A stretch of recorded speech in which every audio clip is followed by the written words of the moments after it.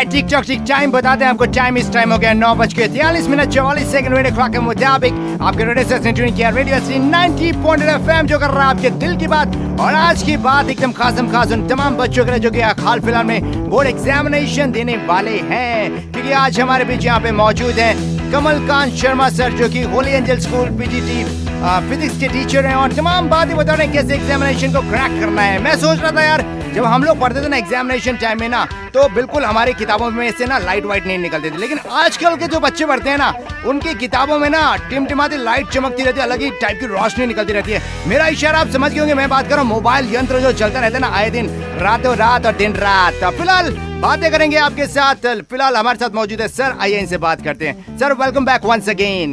Thank you. Alright sir, ये बताइए जो मोबाइल का एडिक्शन है उससे मतलब कैसे बच्चे मतलब पढ़ाई तो कर रहे हैं एक तरफ, और साथ ही साथ ये अपना उनका सोशल नेटवर्किंग भी चलता रहता है, वो क्या सीन, मतलब उसमें डिस्ट्रैक्शन कितना होता है सर इसमें?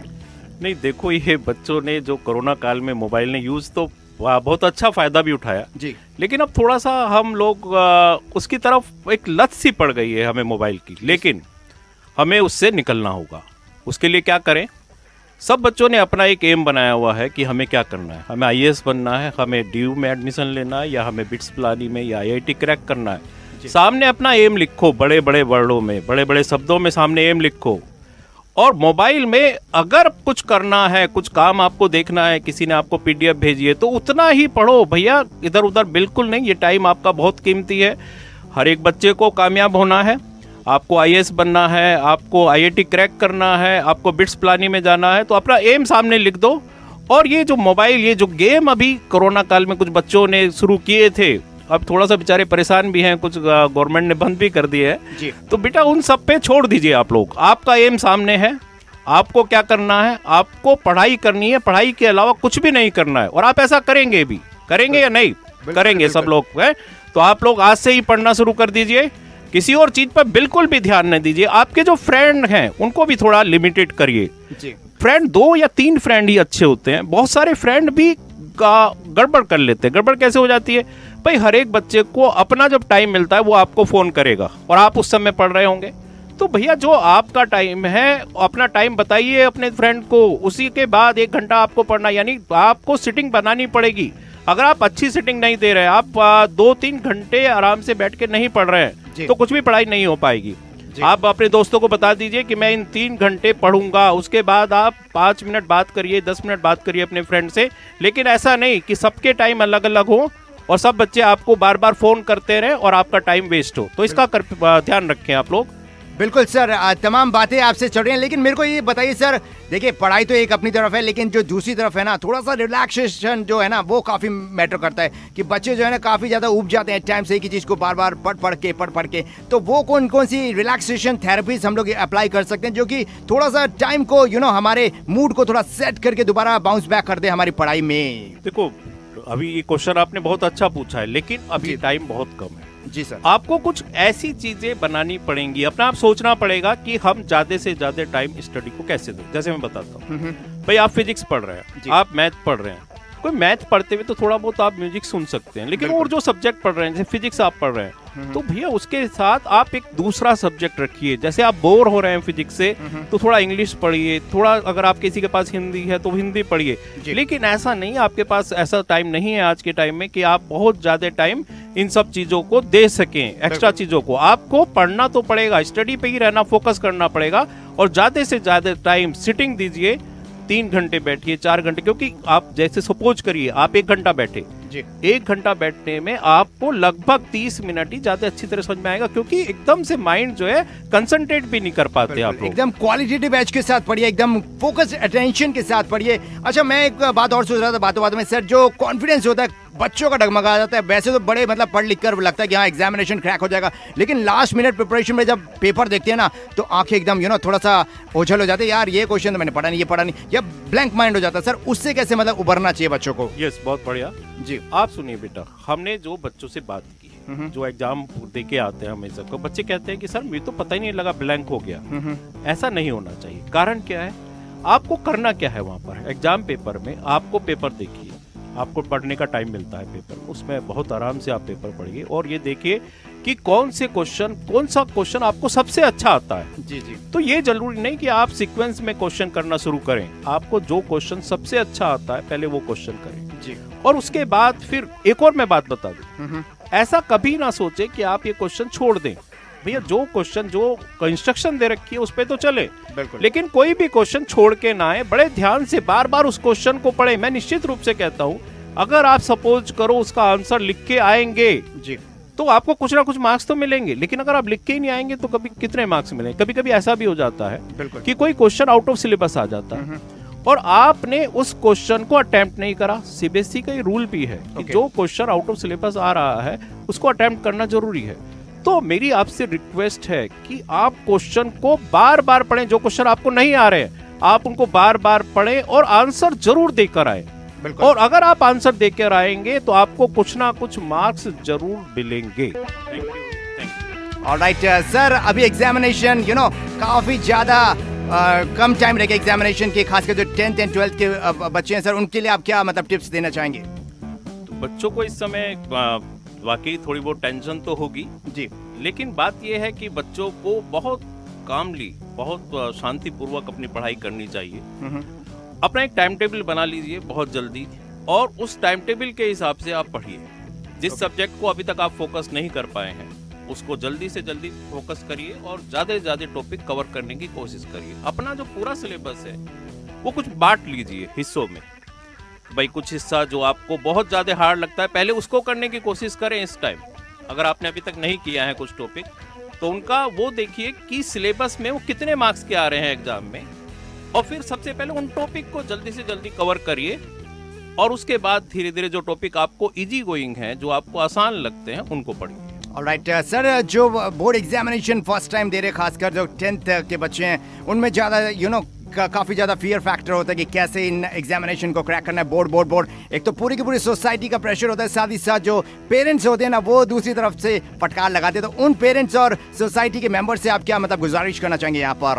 देखो, सबसे पहली बात तो पेरेंट्स का एक बच्चे के लिए मेन रोल है। ओके, पेरेंट्स को उसे हर समय बूस्टअप करते रहना चाहिए। दूसरी बात, बोर्ड का इतना कोई फियर तो है नहीं अब। और एक और मैं बात बताना चाहता हूँ, इस समय बच्चों को लिखने की थोड़ी सी हैबिट कम हो गई है। बच्चों को चाहिए कि वो जो चीज पढ़ रहे हैं, जो चीज उन्होंने याद कर ली है, उनको लिख के जरूर देखें। ये हम पेरेंट्स लोग भी, हम टीचर लोग भी इसी तरह पढ़े थे और इसमें कोई चेंज नहीं है। आपको भी उसी तरह लिख के देखना चाहिए और ज्यादा से ज्यादा टेस्ट देने की कोशिश करिए और किसी जो टीचर है, जो एक्सपीरियंस टीचर है, उनसे वो चेक कराइए। जी सर, अगर खान पान के संदर्भ में बात की जाए, खासकर बच्चे ना मतलब काफ़ी ज़्यादा नेग्लिजेंस करते हैं इस मोमेंट्स पे, या तो लेट नाइट स्टडी चलती है और काफ़ी पीयर ग्रुप्स स्टडी भी चलती है ऐसी कंडीशंस में, तो सर वो कितना कारगर और कितना बेनिफिशियल होती है स्टूडेंट्स के लिए? देखो, इसमें खासकर मदर का रोल ज़्यादा है जी, और बच्चे के पेरेंट्स को ध्यान देना चाहिए कि बच्चा किस तरह से ले रहा है, उसकी डाइट प्लान क्या है। जैसे सपोज करो कोई बच्चा दिन में कुछ भी नहीं खा रहा है और वो रात के समय खा रहा है तो जल्दी नींद भी आ जाती है, जैसे देखा गया है। तो आप बच्चे का पूरा ध्यान रखिए, उसको पौष्टिक आहार खिलाइए, फल दीजिए, फ्रूट दीजिए, और जब बच्चा किस टाइम तक पढ़ रहा है ये भी देखिए जरा थोड़ा सा। बिल्कुल, क्योंकि इस समय बच्चों पे भी थोड़ा बहुत हल्का बहुत टेंशन आता है। टेंशन की ऐसी बात नहीं है, लेकिन बच्चा थोड़ा सा फील करता है। तो पेरेंट्स का सपोर्ट और जो हम टीचर्स लोग हैं उनको सपोर्ट करते रहना चाहिए। वो सब सपोर्ट करें तो बच्चा जरूर कामयाब होगा और आप अच्छे मार्क्स लेकर आए। बिल्कुल, कामयाब क्यों नहीं होंगे। और आपको बता दें कि अगर आप प्रॉपर डाइट ले रहे हैं, एकदम फ्यूल की तरह काम करेगा और आपका जो दिमाग है ना बिल्कुल दुरुस्त हो जाएगा और आप एक्टिव फील करेंगे। और तमाम बात सर, ये सवाल काफी ज्यादा मेरे पास अभी कॉल के माध्यम से प्राप्त हो रहा है कि सर किस तरह से लास्ट मिनट प्रिपरेशन करें, अभी काफी कम टाइम रह गया, तो उस पर आप क्या विशेष प्रकाश डालना चाहेंगे सर? तो सबसे पहले जो स्टूडेंट हैं, पहले सिलेबस देखिए आप लोग, क्योंकि सीबीएसई ने कुछ पोर्शन कट कर दिया है, बहुत सारे टॉपिक कट हो गए हैं। आपको सामने सिलेबस रखना चाहिए, जैसे फिजिक्स का सिलेबस है, केमिस्ट्री का सिलेबस है, उन सब सिलेबस को देखिए।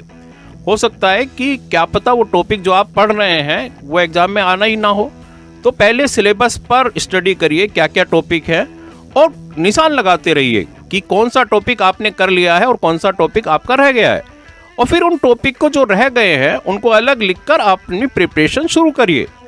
ऐसा ना हो कि कोई भी टॉपिक रह जाए। अब एक और बात, जब आपके टॉपिक क्लियर हो जाए एक ये देखिए कि कौन सा चैप्टर ज्यादा मार्क्स का आ रहा है, उस पर मेन फोकस रखिए अपना। और जो कम मार्क्स का आ रहा है उसको ऐसा नहीं कि आप छोड़ दें, क्योंकि कभी कभी जब आपको लाने हैं भाई, बहुत सारे बच्चे तो ये सोचते हैं कि मेरे पूरे मार्क्स आने चाहिए, तो उनके लिए ये जरूरी है, जो बच्चे बहुत अच्छा करना चाह रहे हैं, जिनकी प्रिपरेशन हो चुकी है, वो बहुत माइन्यूटली अपने टॉपिक को देखते जाइए, कौन कौन से टॉपिक उन्होंने कर लिए हैं, निशान लगाते रहिए। और जो टॉपिक नहीं समझ में आ रहे हैं उनसे टीचर से जाके अपने डिस्कस करिए जी। और न्यूमेरिकल पोर्शन और सब चीजों पर विशेष ध्यान दीजिए। और जब एग्जाम चल रहे हैं, जैसे अभी कुछ प्री बोर्ड भी चल रहे हैं, इसी में आप एग्जाम को ले सकते हैं, साफ साफ लिखिए और उनको पार्टीशन करते जाइए। जैसे एक क्वेश्चन कर लिया, उसके पीछे लाइन खींच दीजिए नीचे की तरफ। यूनिट लिखना ना भूलें, फार्मूले को ध्यान से लिखें। कभी कभी फार्मूले में छोटी छोटी चीजें रह जाती हैं, उन फार्मूलों को ध्यान से लिख के रे डायग्राम बनाएं, जैसे ऑप्टिक्स आएगा, सेमीकंडक्टर है, सर्किट डायग्राम बहुत ध्यान से बनाएं। और कोई भी चीज माइन्यूट बार बार लिख, मैं बार बार कह रहा हूं आपसे, आप पेपर को लिखिए, क्वेश्चन को लिख लिख कर देखिए और अपने टीचर से चेक कराइए, किसी अच्छे से टीचर से चेक कराइए। क्योंकि लिखने का, क्योंकि हमने कोरोना काल में लिखने की थोड़ी हैबिट कम कर दी है, तो मेरा बच्चों से और उनके पेरेंट्स से बार बार मैं रिक्वेस्ट करता हूं, बच्चों से कहिए कि वो लिख के देखें, क्वेश्चन याद कर लिया है तो लिख के देखें और एक बार टीचर से किसी से चेक जरूर कराएं। बिल्कुल। और ये तमाम बातों के साथ आगे बढ़ते चले जाएंगे और बीच बीच में आते रहेंगे और आपको पूरा का पूरा तमाम बातें बताएंगे, कैसे फोकस अटेंशन रखना है, साथ ही साथ कैसे कॉन्फिडेंस को बूस्ट रखना है, खासकर इस एग्जामिनेशन पीरियड में अनुभव है यहाँ पर। तो बातचीत का दौर इनकी ओर बढ़ाते हैं। सर बताइए, अब क्या नई नवेली बात बताना चाहेंगे बच्चों के लिए? तो बच्चे, जो हमारे बच्चे हैं, हम चाहते हैं कि उनमें कॉन्फिडेंस हो जब वो पेपर देने जाए। और कभी कभी बच्चे कॉन्फिडेंस लूज क्यों करते हैं? प्रॉब्लम ये है, मामला ये है कि जो बच्चे किसी टॉपिक को आपने क्लियर कर लिया, तो हमने सोचते हैं कि वो क्लियर हो गया और उसको हम रख देते हैं, उसको रिवाइज नहीं करते। तो हमें एक लिस्ट बनानी चाहिए कि हमें कौन सा टॉपिक, कौन सा सिलेबस या कौन से चैप्टर हमें पूरी तरह से क्लियर है। एक बनाइए वो। एक दूसरी वो लिस्ट बनाइए जिसको आपने काफी दिनों से, यानी क्या होता है कि कुछ दिनों से आपने बहुत अच्छी तरह रिवाइज किया था, बहुत अच्छी तरह पढ़े थे, लेकिन उसको रिवाइज करना भूल गए। भैया आप रिवाइज करिए उसको जल्दी से जल्दी 2-3 बार, जब तक आप किसी टॉपिक को, जैसे सपोज करो आपने आज याद कर लिया, तो ये निश्चित है कि 2 दिन बाद या 3 दिन बाद उसको फिर दोबारा से रिवाइज करें, वरना वो टॉपिक आपका खत्म हो जाएगा। तो अगर आपको परमानेंट मेमोरी में कोई टॉपिक लाना है तो आपको जरूरी है कि वो टॉपिक आप रिवाइज करिए 2-3 दिन बाद और फिर उसको लिख के देखिए। भैया लिख के देखने की मैं बार बार आपसे कह रहा हूं, आपको लिख के अगर नहीं देखेंगे तो वो टॉपिक आप मिस कर सकते हैं।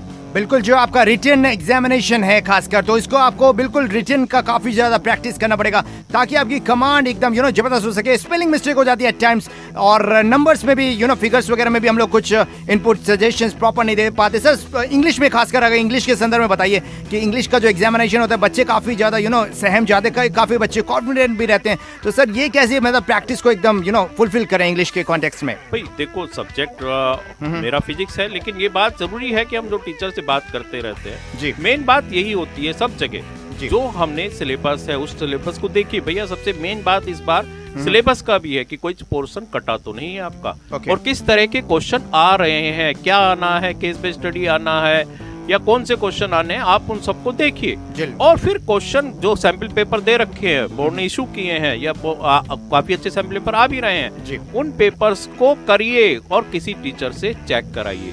तो आप 100% मार्क्स लेकर आ सकते हैं या अच्छे मार्क्स लेकर आ सकते हैं। 100% की जरूरी नहीं है कि 100% हर एक बच्चा लाए, आपको जरूरी है अच्छे मार्क्स। अच्छे मार्क्स जब भी आएंगे जब आपका कॉन्फिडेंस होगा, और कॉन्फिडेंस कब आएगा? जब आप उसको रिवाइज करेंगे, बार बार उन टॉपिक्स को रिवाइज करेंगे, तो आपके अच्छे मार्क्स आएंगे। बिल्कुल, कहते भी है ना, मतलब अंधेरा जहाँ जहाँ है ना, केवल रोशनी की जरूरत है। और रोशनी क्या है? आपका ज्ञान, और ज्ञान का प्रकाश अगर आप प्रॉपर मात्रा में आपको समझ में आ रहा है तो बिल्कुल आप वहाँ पर फतेह और सक्सेस हासिल कर सकते हैं। फिलहाल ज्यादा ये बताइए सर, जो पेरेंट्स होते हैं उनकी अहम भूमिका होती है यहाँ पर, खासकर टीचर्स भी यहाँ शामिल है, तो सर उनके लिए ज्यादा आप क्या बताना चाहिए, कैसे मतलब कोऑपरेट करें, इमोशनली चार्ज रहे बच्चे, इंटेलिजेंस भी उनकी चलती रहे?